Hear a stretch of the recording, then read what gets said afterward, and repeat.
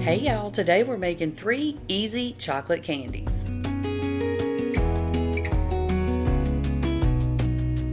Okay, so the first thing that we're going to make is sort of a copycat of a traditional Reese's peanut butter cup, okay? So we're going to start with about a cup of milk chocolate chips, melt those in the microwave. I do mine for a total of 1 minute, but I stir it every 30 seconds. Just heat it up until your chips are melted, but only do it for short periods of time because you don't want to burn it. If you don't like to use your microwave, you can absolutely do this over a double boiler. You just need to melt your chocolate. However you do that will be just fine. Now I am going to use silicone muffin cups for mine.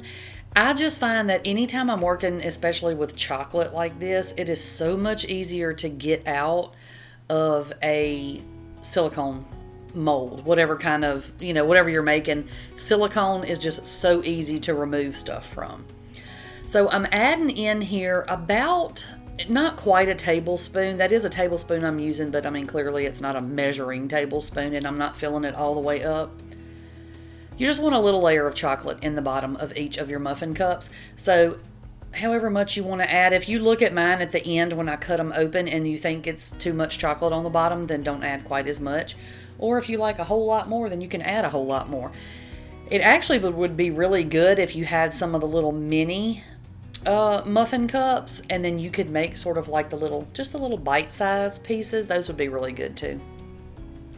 Depending on how many people you're serving them to. You might be just making this for yourself. We don't judge. So anyway, now I'm just kind of trying to even it out a little bit. You absolutely do not have to do this. I'm going to bump it on the counter in a minute, and that's all it really needed to settle the chocolate down.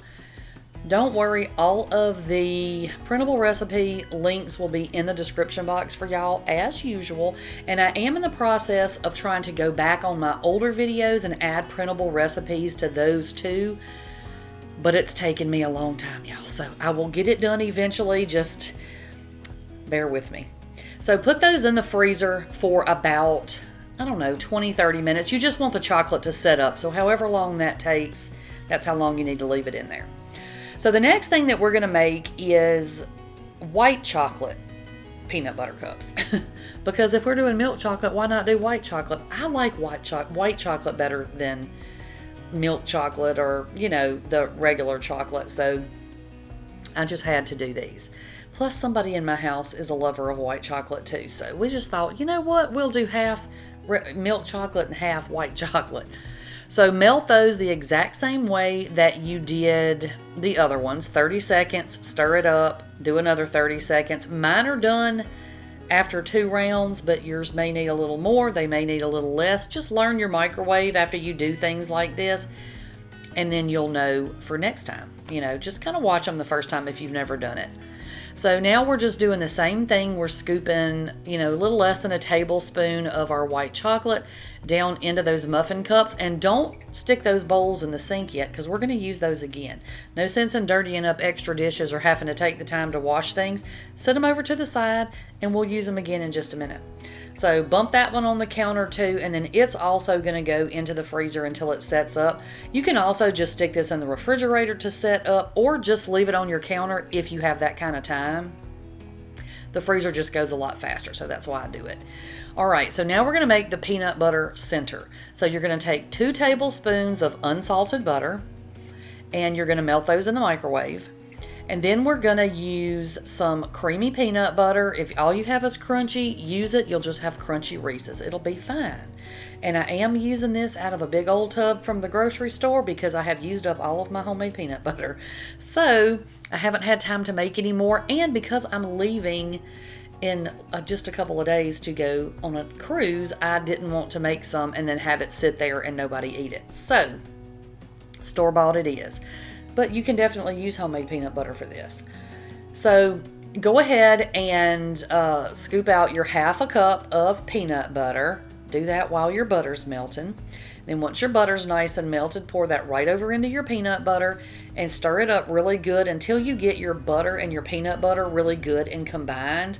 Now, I did say unsalted butter, and That's because I very rarely ever buy salted butter. So I almost exclusively use unsalted butter, but I do add just a teeny bit of salt to this. So if you have salted butter, just don't add the extra sprinkle of salt in here, okay?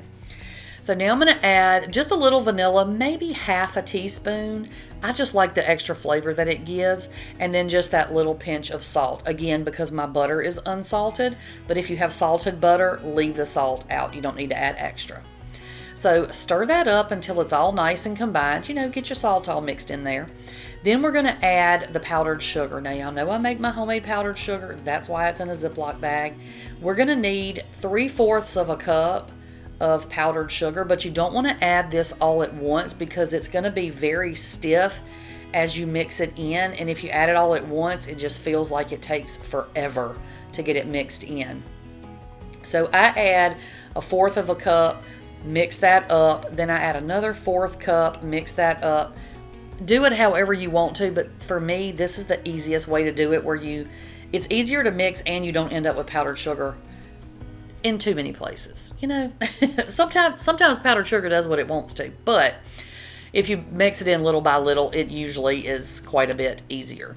So once you get this all completely combined, we're also going to stick this over into the freezer for about 20 minutes or so, just so it can set up. Because of that warm butter and the peanut butter, it's a little bit soft right now, so we want it to kind of, you know, be able to hold together in a minute.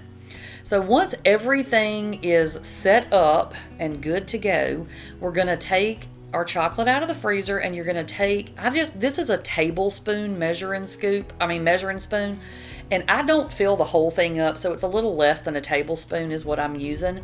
You're just going to form that into a little disc and then lay it right on top of your chocolate. And you see, I'm not making a big enough piece that goes all the way to the edges. That is because we want to be able to pour the chocolate over the peanut butter and have the bottom chocolate and the top chocolate connect. So it's a solid Reese's cup, you know what I'm saying? Now, I did mess up a little bit and I have some gaps in mine. You'll see that at the, towards the end of the video. It's not the end of the world if that happens to you. But just do the best you can. Leave a little room and make sure that your chocolate gets down all the sides of your peanut butter. So like I said, about a little less than a tablespoon or so. Or if you like a lot more, use more, make less, whatever you want to do. So now we're going to take those bowls. That's why we didn't wash the bowls, because we're putting the same exact thing right back into them. So about a cup of white chocolate chips. Melt them the exact same way you did earlier. 30 seconds, stir them up, another 30 seconds. And then we're going to spoon this right over the top of our peanut butter, okay? And if your peanut butter, like if this takes you a little while and your peanut butter starts to get like really soft, just pop the whole thing back in the freezer for a couple minutes. And that way you don't end up with your chocolate mixing with your peanut butter. We want this to be individual. We want the chocolate to just run off of the peanut butter. Does that make sense? So anyway, just scoop it on there. Now I added, and I said in the recipe too, 2 cups and then plus some if you need it.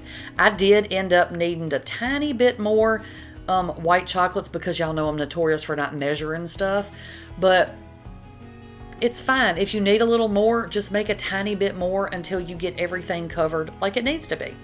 And then you're going to bump it on the counter a few times and then sit it back in the freezer. Oops, that was my phone alarm.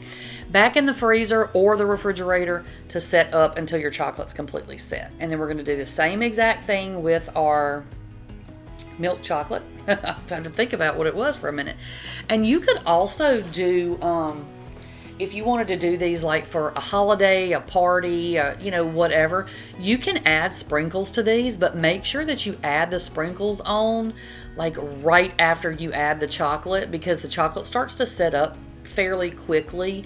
And if you don't add your sprinkles on, when you're doing it while your chocolate is still hot, then your sprinkles are just going to fall off. They're not going to stick, So if you want to add sprinkles, I've never seen Reese's with sprinkles, but if you wanted to for a party or whatever reason, then you can. I'm just letting you know that you can do that. So then we're going to also put this one back in the freezer just to set up, okay? These are super, super easy, y'all. That's why I wanted to share these. All three of these are very, very simple. So the last thing that we're going to do in this one are turtles. Now, y'all asked me for this. Several of y'all asked for turtles, and this is just the easiest way that I know how to do it. And several of y'all had asked for Reese's too, so hopefully this video will be something that y'all enjoy. So I'm just taking about 3 pecans. You know, you can use little pieces and parts or whatever. It doesn't have to be perfect. And I wasn't sure, again, because I'm notorious for not measuring, I wasn't sure how many this was gonna make because I never know from time to time. So I just went ahead and filled my tray up, and that way they would be ready if I needed them. Okay, you're gonna see how many I make. It ends up making 14, I think, but that's all on the printable recipe for y'all. So now we're gonna do our caramel layer. So you're gonna want about a half a bag of caramels.